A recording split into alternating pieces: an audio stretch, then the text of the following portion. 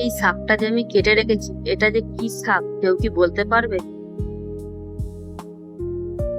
এই শাকটা অনেকেই কিন্তু খেতে পছন্দ করে না, কিন্তু এই শাকটা আমি যেভাবে দেখাবো সেইভাবে যদি একবার রান্না করে দেখো তাহলে কিন্তু হাত চেটে পুটে খাবে।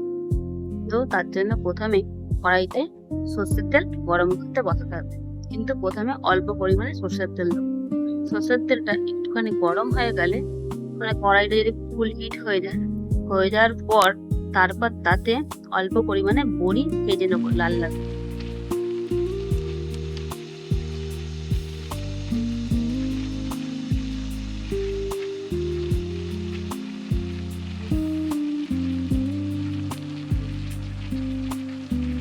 বড়িটা লাল লাল হয়েই গেছে, তো এবার সেটাকে তুলে নিয়ে তারপর কড়াইতে আর একটু তেল দিতে হবে।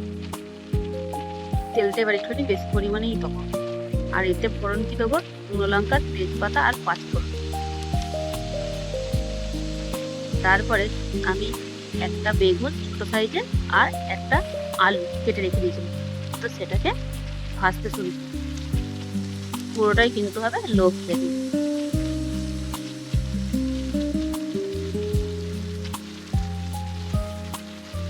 আর এটা ভাজার সময় আমি এতে নুন হলুদটা দিয়ে দিই।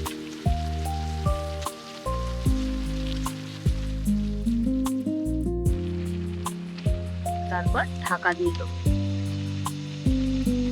আর এটা কিন্তু ঢাকা দিয়ে দিয়ে যদি করা হয় তাহলে কিন্তু ভালোভাবে সিদ্ধটা হবে তাড়াতাড়ি। তো ঢাকনা সরিয়ে দেওয়ার পর দেখো একটু লালচে লালচে হয়েছে, কিন্তু তাও হবে কি দেবো, শাকটা, যেই শাকটা কেটে রেখেছিলাম। শাকটা তো বলতে পারলে না কি শাক, তো আমিই বলে দিচ্ছি। এটা হলো পলতা শাক বা পটল শাক, যেটা এখন তো গরমকাল, পটল উঠেছে, তো এখন কিন্তু পাওয়া যায়, বাজারেও দেখতে পাওয়া যায়। দেখবে পাতার গায়ে দেখবে সুরো থাকে, তো শুধু আমি কিন্তু পাতাগুলোই নিয়েছি, নিয়ে ভালো করে ধুয়ে নিয়েছিলাম কেটে। তো এবারে আবার ঢাকা দিয়ে দিলাম। দেখো খুব বেশি কিন্তু মজে যায়, আর এই পাতাগুলি খসখসে টাইপেরই হয়, সেই কুমড়ো পাতা যেরকম বা চাল কুমড়ো পাতা যেরকম সেরকম টাইপ। তাই কিন্তু লো ফ্লেমে ঢাকনা দিয়ে দিয়ে কিছুক্ষণ সময় নিয়ে, মানে ঢাকা দিয়ে দিয়ে যদি সিদ্ধ করো তাহলে কিন্তু ভালোভাবে সিদ্ধটা হবে। তাহলে কিন্তু খুব বেশি জিনিস এটা আমার দিতেও লাগলো না। এবার কি দেবো, ভাজা যা বড়িগুলো রেখেছিলাম সেই বড়িগুলো দিয়ে দেবো, এবার ভালো করে মেশাবো।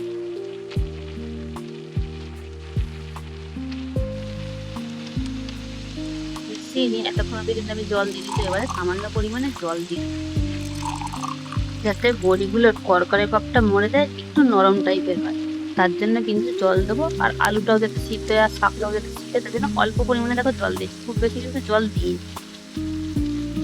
তো সেই হিসাবে ভালোভাবে নাড়িয়ে চাড়িয়ে আবার ঢাকা দিয়ে দিই।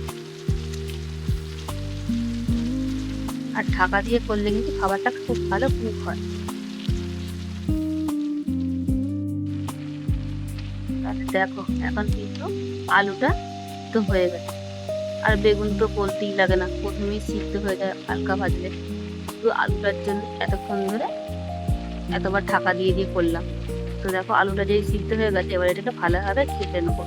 কেটে নিলেই কিন্তু আমাদের রেডি হয়ে গেল পালতা শাকের চচ্চড়ি বা পটল শাকের চচ্চড়ি। তাদের টেস্টের জন্য আমি শুধু দিয়েছি চিনি আর গরম মশলা ছিল, আর কিন্তু কিছু দেওয়া হলো না। আর এই জিনিসটা রেডি হয়ে যাওয়ার পর গরম ভাতের সঙ্গে যদি খাও না, হেব্বি লাগে, হাত চেটে ফুটে কিন্তু ভালো। আর শাকে তো প্রচুর পরিমাণে আয়রন থাকে, তো সেই হিসাবে শাকটা তো এমনি খাওয়া যাবে না শুধু, তার জন্য তার সঙ্গে একটু বড়ি দিয়েছি যাতে খেতেও ভালো লাগে, আর লাস্টে একটু গরম মশলার গুঁড়ো টেস্টের জন্য। তো সেই হিসাবে এই রেসিপিটা কেমন লাগলো পারলে কিন্তু জানি। বড়িটা দিয়েছি বলে দেখো জিনিসটা কিন্তু দেখতে খুব সুন্দর না।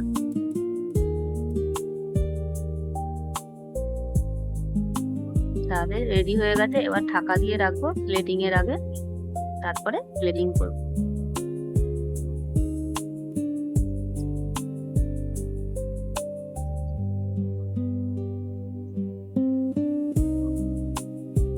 শুধু শাকটা যদি করো তাহলে কিন্তু অনেকেই খেতে চাইবে না, তার সঙ্গে যদি বড়ি আলু বেগুন দিয়ে একবারে চচ্চড়ি করে তাহলে কিন্তু সবাই চেটে পুটে খাবে। তাহলে জানিও কেমন হয়েছে রেসিপি।